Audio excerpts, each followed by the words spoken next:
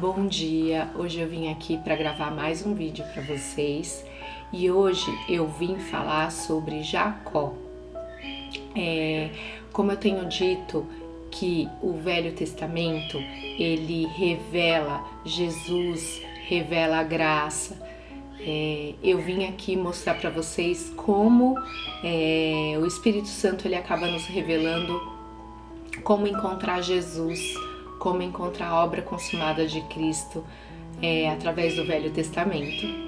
E hoje eu vim falar sobre que Jacó rouba a bênção de Esaú, que é seu irmão mais velho. Então, eu vou ler Gênesis, número 27, versículo 1, que diz o seguinte, do versículo 1 em diante. Certo dia, quando Isaac era velho e estava ficando cego, chamou Esaú, seu filho mais velho. Meu filho, Esaú respondeu, aqui estou. Isaac disse, estou velho, não sei quando vou morrer. Pegue suas armas, arco e flechas e vá ao campo caçar um animal para mim. Depois, prepare o meu prato favorito e traga-o aqui para eu comer. Então, pronunciarei a bênção que pertence a você, meu filho mais velho, antes de eu morrer. Rebeca, porém, ouviu o que Isaac tinha dito a seu filho Esaú. Quando Esaú saiu para caçar, ela disse a seu filho Jacó, ouvi seu pai dizer a Esaú, traga-me uma carne de caça e prepara-me uma refeição saborosa. Então abençoarei você na presença do Senhor antes de eu morrer. Agora, meu filho, preste atenção e faça exatamente o que lhe direi.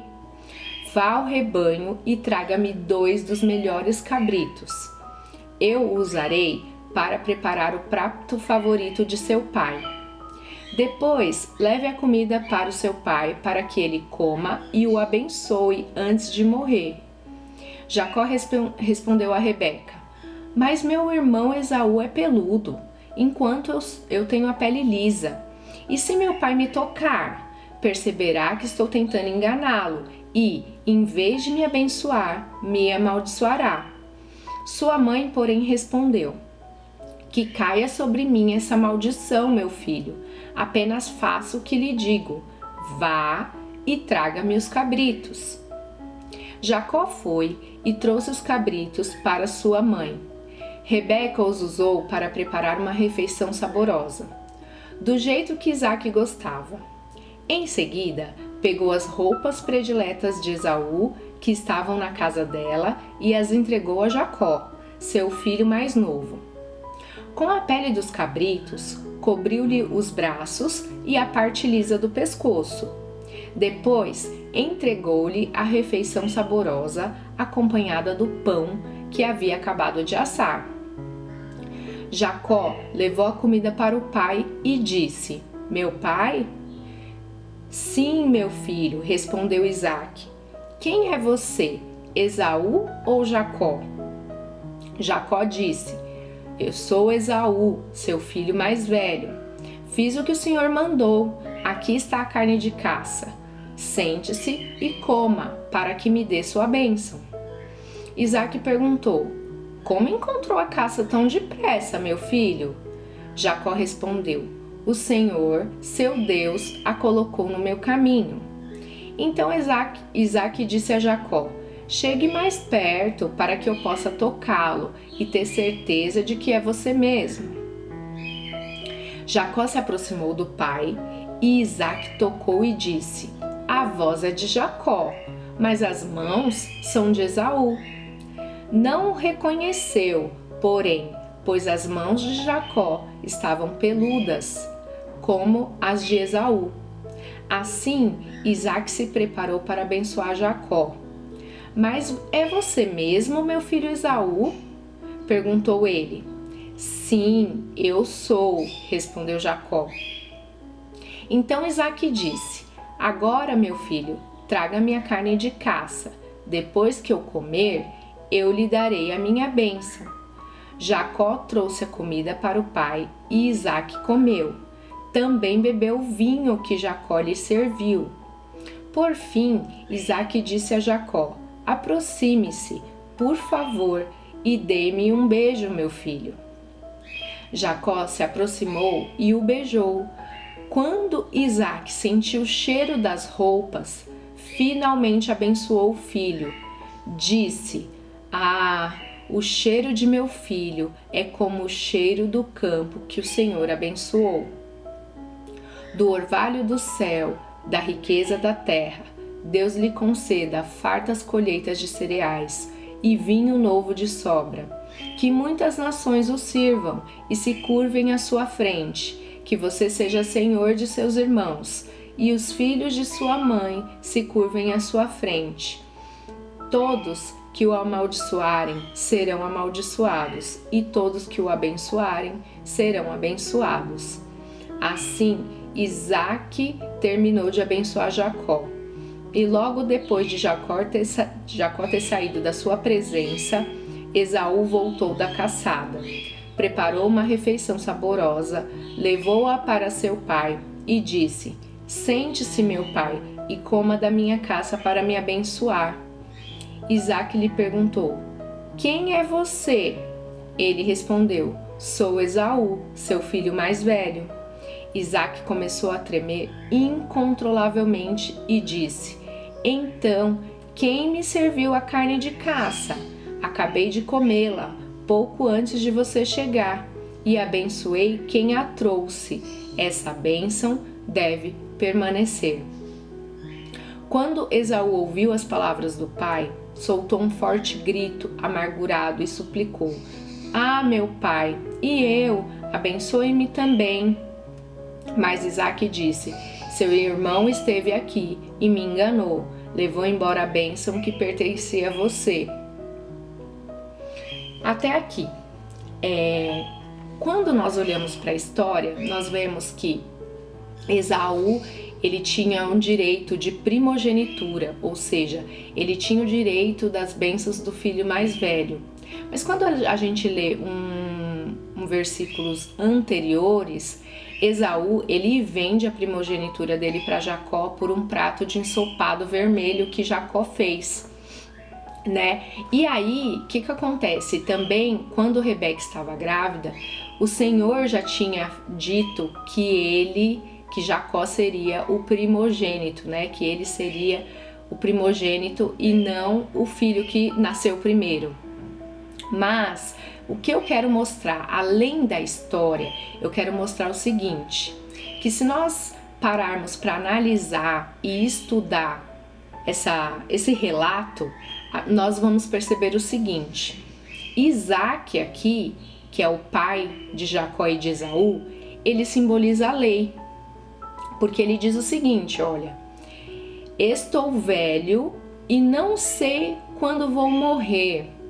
Se a gente parar para pensar, na lei, a gente tinha que fazer, obedecer para receber a bênção. Ou seja, ele pediu para Esaú ir caçar um animal, fazer uma refeição saborosa para que depois ele abençoasse Esaú.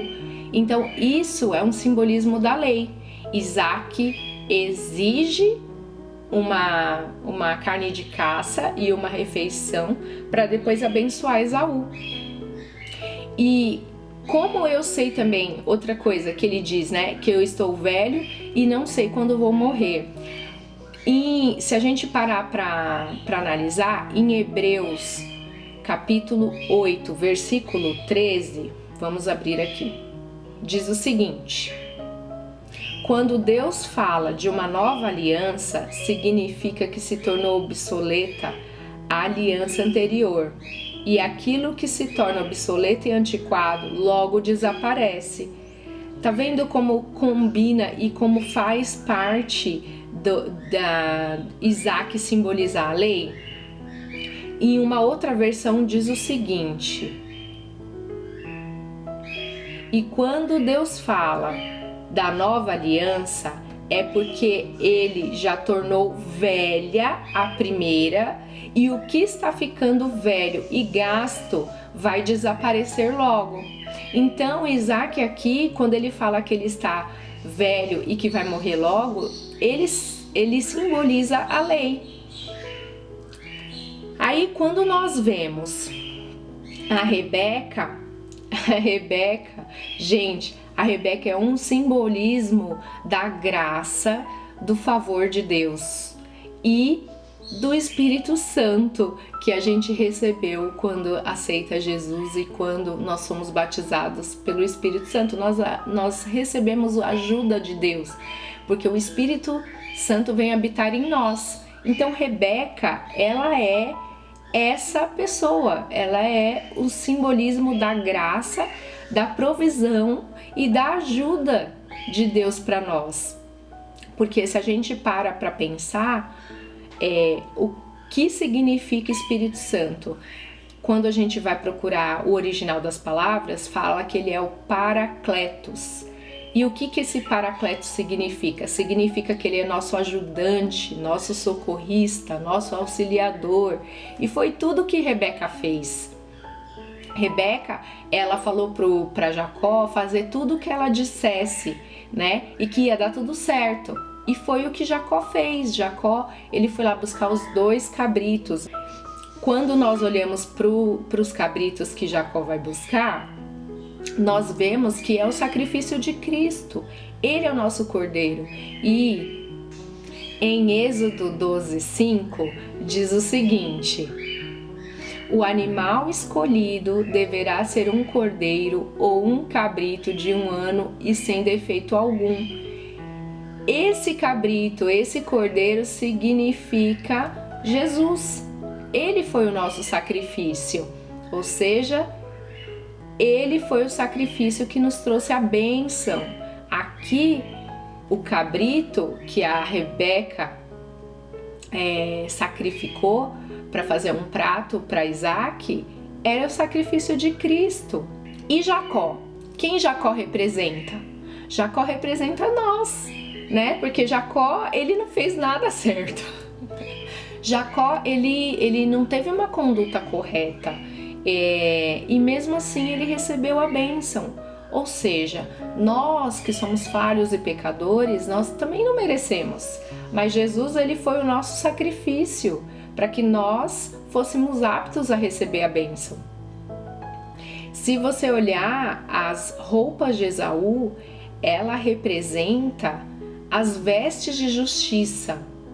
Isaías 61:10 diz o seguinte: é imensa a minha alegria no Senhor meu Deus, pois Ele me vestiu com roupas de salvação e pôs sobre mim um manto de justiça. Sou como um noivo com suas vestes de casamento, como a noiva com suas joias. O que isso significa? Que as roupas de Esaú vestiram Jacó para receber a bênção. Ou seja, as vestes de justiça de Esaú aqui representa as vestes de justiça que Jesus nos entregou. Nós nos revestimos de Cristo e por isso que nós recebemos a bênção quando aceitamos Jesus como Senhor e Salvador. Outra coisa, as mãos de Jacó. A Rebeca coloca pele de carneiro para que a mão de Jacó fosse peluda, né? Ficasse peluda. Por quê? Porque a mão de Esaú era peluda. O que significa mãos? Significa a obra das mãos. E de quem é essa mão? De quem é essa obra? É de Jesus. Por isso que ele fala, as mãos é de Esaú, mas a voz é de Jacó. Ou seja, quando Deus olha para nós, ele nos vê Cristo em nós. Quando Deus olha para nós, ele nos vê como Cristo. Ele ouve a nossa voz, mas ele nos vê em Cristo. Ele nos vê inserido em Cristo. Outro simbolismo é o pão, o vinho. que simboliza o corpo e o sangue de Cristo na nova aliança. O cabrito é o sacrifício, o pão e o vinho é o corpo e o sangue de Jesus, que foi derramado por nós. E quando ele diz assim, o cheiro das roupas do meu filho é como o campo que o Senhor abençoou. Ou seja, Deus ele sente o aroma agradável do sacrifício de Cristo. Ele sente o aroma agradável de toda a obra consumada de Jesus na cruz. 2 Coríntios 2, 15 e 16. Diz o seguinte: somos o aroma de Cristo que se eleva até Deus, mas esse aroma é percebido de forma diferente por aqueles que estão sendo salvos e por aqueles que estão perecendo. Versículo 16. Para os que estão perecendo, somos cheiro terrível de morte e condenação, mas para os que estão sendo salvos, somos perfume que dá vida. E quem está à altura de uma tarefa como essa? Olha só, nós somos o aroma de Cristo que se eleva até Deus, ou seja, quando Deus ele chega perto de nós, ele sente o cheiro de Jesus. Então, toda essa representação aqui simboliza a nova aliança, simboliza a obra consumada de Jesus na cruz. Uma outra coisa que me chamou a atenção, Jacó, ele fez o que Jacó fez para ser abençoado? Ele simplesmente obedeceu o que Rebeca instruiu. Isso é andar no Espírito. Quando nós obedecemos aquilo que o Espírito Santo nos dirige, tudo dá certo. Por quê? Porque Ele é o nosso ajudador, Ele é o nosso auxiliador. Ele nos socorre, né? Muitas vezes quando estamos em apuros, o Espírito Santo vem e Ele nos socorre da situação que nós estamos vivendo. Uma outra coisa que eu prestei atenção e estudei é o seguinte: Esaú caçou o animal, ele fez a refeição, ele fez tudo o que a lei exigia e mesmo assim ele não recebeu aquilo que ele almejava, que era a bênção do Senhor, a bênção do pai dele, a bênção do filho mais velho. Por quê?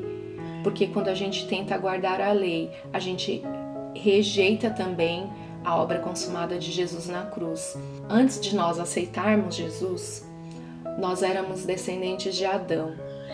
Então, quando nós tentamos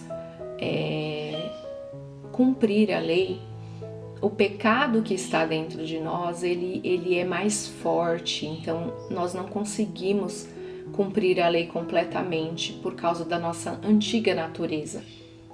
E por esse motivo, nós nunca conseguiríamos receber a bênção por conta do nosso trabalho, da nossa justiça própria, da força do nosso braço. Esaú, ele fez tudo o que a lei pediu, mas ele ainda assim não foi abençoado. Por quê? Porque ele tinha a natureza pecaminosa, a natureza de Adão. Então precisava ser trocada essa natureza. E só quem pode proporcionar essa nova natureza? Jesus. Por quê? Porque Jesus ele era perfeito em tudo que ele fez. Então, se ele era perfeito, ele não pecou, ele levou o nosso pecado sobre ele.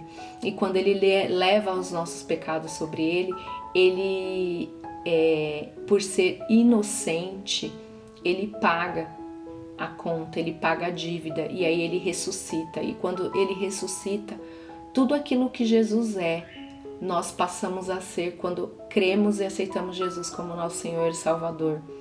E tudo que nós éramos, Jesus levou na cruz com ele.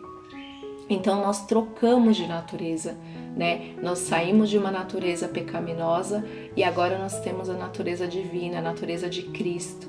porque a palavra diz que assim como Cristo é, nós somos nesse mundo. E vocês viram como nós podemos enxergar Jesus no Antigo Testamento? Tudo isso são simbolismos, tipos e sombras de Cristo no Antigo Testamento. E é assim que nós devemos ler a Bíblia.